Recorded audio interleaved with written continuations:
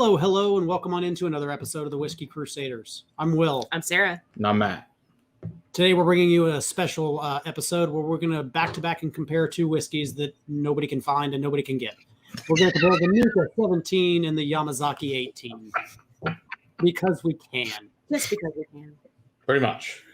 Don't forget to hit that like and subscribe button and click that notification bell. So you can see more ridiculous things like this. Yes. All right, Matt.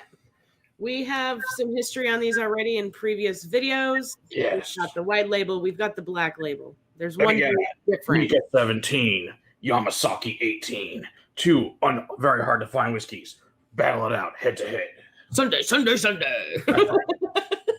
So, two very rare, very exclusive, hard to get. We want to once again thank Galen and Richie for the awesome samples, and then, like I said, special bottles, special place for these in the lock cabinet at some point in time. All right. I just like to look at the color here. The 18 is so much darker. It really is. It looks like there was a lot more 17 sherry influence on the 18. Right. Yeah, that's a pretty big difference. Yep. All right. Oh, and the nose is drastically different as well. Yeah. The Nikka is much brighter and lighter, much more citrus and lighter fruits, brighter fruits, where the Yamazaki is all dark and dense and heavy fruits. Yep, that's accurate. Yep, that's exactly. Light fruits versus dark fruit, basically. White label versus black label. Yeah. They labeled those correctly. Yeah, I completely agree. The ABV comes out more in the 17 than it does in the 18.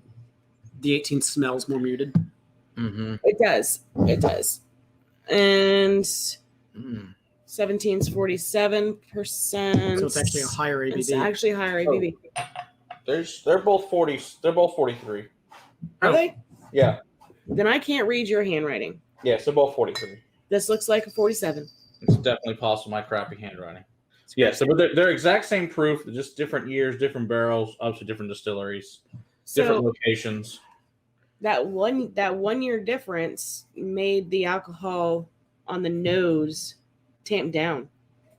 Yeah, which Or is it could be sherry influence. Yeah. But then once you drink them, oh my gosh, you get, like you said, you get all these light, nice fruits on the 17-year Nikka, and the 18 is just that dark, rich fruits with the super umami on it.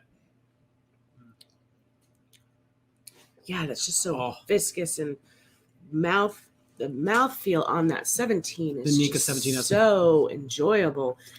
It's rich, it's thick, rounded, and it just coats like evenly. Hello, Kat. You want some whiskey? Hello, Tonks. I think the mouthfeel better of the 17, and it's a much longer finish than the Yamazaki. But I really like the meat notes of the Yamazaki a lot. Ooh. So darker, denser. Yeah, I think the 18 is darker and denser, but the 17 is richer and fuller. Yeah. It's a viscosity difference is pretty significant. The 17 is much more oily. For a year's difference, there's a big difference in that alone. And the difference in the light fruit versus the dark fruit, and it's almost like depends on what mood you're in.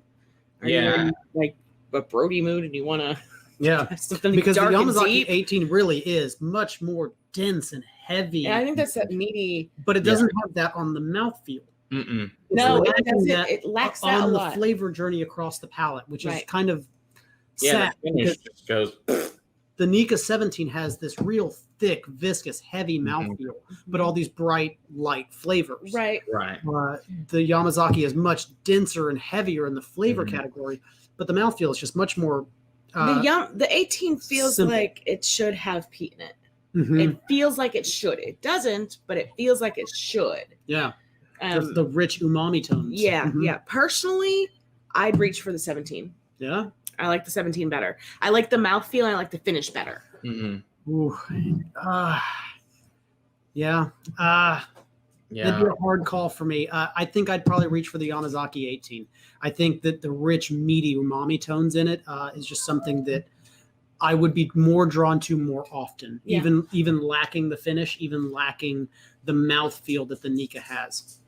You know what the solution is? Just add Ardbeg 10 into it. Or Ah, or a drop of Peat Monster. Yeah, there you go. I mean, that One drop, that's all it takes. there. I will add some Yeah. Ardbeg 10 that's left, and we'll just solve this problem. Because why not?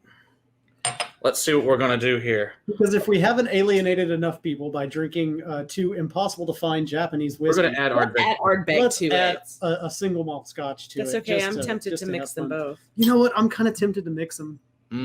Let's mix them. Love. Delicious. He's gonna Here, add Ardbeg to his. We're gonna mix ours. I sure as heck ain't Here, adding I'm gonna Ardbeg. add just a little bit of the 18 back to the 17 here, just to see what we get. Because blending is fun. Especially really, really good whiskeys together generally makes even better whiskeys. And what's even more fun is that I think we have different amounts of whiskey in our glasses, so our It's gonna be a blends are different probably gonna be a blend. little bit different. Yeah. Oh, that's it. Blend those. That's way better blended. So, Yeah. that It brings the best of both worlds out really of it. does. Oh yeah, That's And the I think- best by I think far. mine was about half and half. yeah. Mine was a little bit more of the Yamazaki with just a touch of the Nikka left in it.